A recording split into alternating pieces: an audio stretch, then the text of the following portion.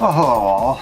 So, on a cold California winter's night with some rain and wind and all that, it's really quite nice. All bundled up and all that, because California doesn't really have heat in their places too much.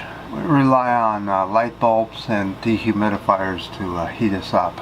So, let's do an environmental update. Many places around the world have toxic lakes. The U.S. is no exception.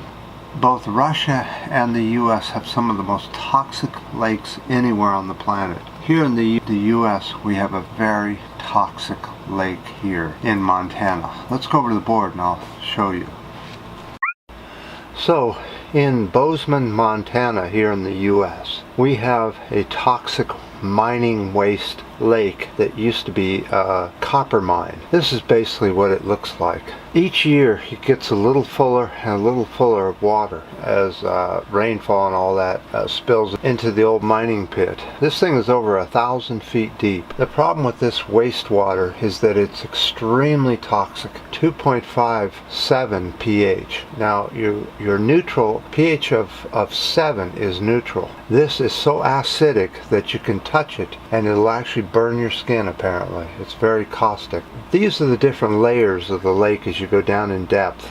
You get concentrations of different types of chemicals such as cesium, arsenic, a few other terrible chemicals that are in this soup. So each layer shows a little bit more concentration and even more, a little bit higher pH, 2.40, 2.38, and then a 2.37 at the very bottom of this thing. This is so toxic you'd probably die in a second or two being inside this lake.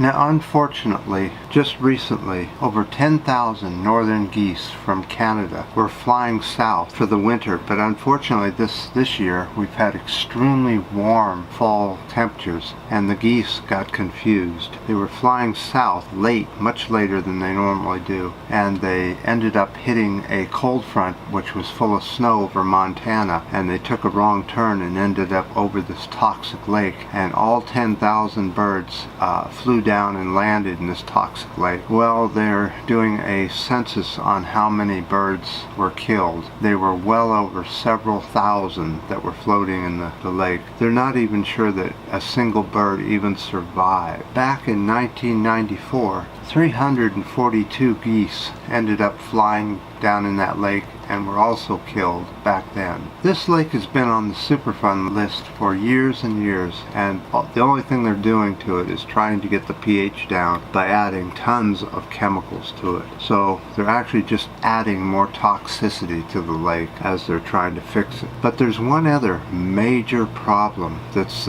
facing Bozeman, Montana. Let's go over and look at a picture of this lake. Here you can see the size of the lake. So here's another picture showing the lake in previous years, how it was much lower, and over the years how it keeps going up. Let's go over the board and I'll show you what I mean. So here's the lake profiles if we just cut it right in half. Here's Butte, Montana, the city. I think I may have called it Bozeman earlier, but it's Butte. They live down below the lake level, down here. All the way around this lake is the town of Butte. It's lower elevation than the lake level is at this present time. So back in 1987 it was 4,850 feet high in the elevation of the water. In 1993 it was 5,062 feet. In 1996 it was 5,136 feet. In 2003 it was 5,241 feet. 2008 it was 5,279 feet. And at present it's 5,316 feet. And it's almost at the top, as you can see in this picture right here. So Butte, Montana has a serious trouble, and here's another reason they have a really big problem coming.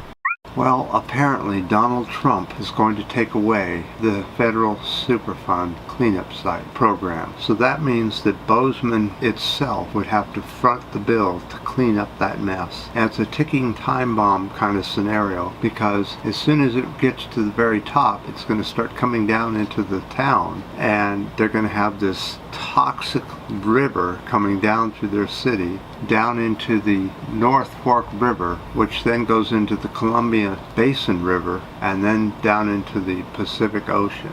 So this is a serious problem, and it's only one of many Superfund sites here in the U.S. that Donald Trump doesn't want to bother to clean up. Okay, and the next thing is the situation up there in North Dakota, where the stay was put to stop the drilling and stop the pipeline from going up into Canada. Well, the company that wanted to drill underneath the lake and go ahead and keep constructing the pipeline says they're going to go ahead and continue on. I have a very important video down below in the description area that will update you on the latest situation up there in North Dakota. If people thought it was time to go and to have a victory dance, well, get back to work. It looks like we're going to have to fight this stuff for a lot longer time. So I'll continue on with the Dakota Access Pipe updates. So I certainly appreciate all your guys' comment on the last video, and the ups and the downs and the new subscribers. And until next time.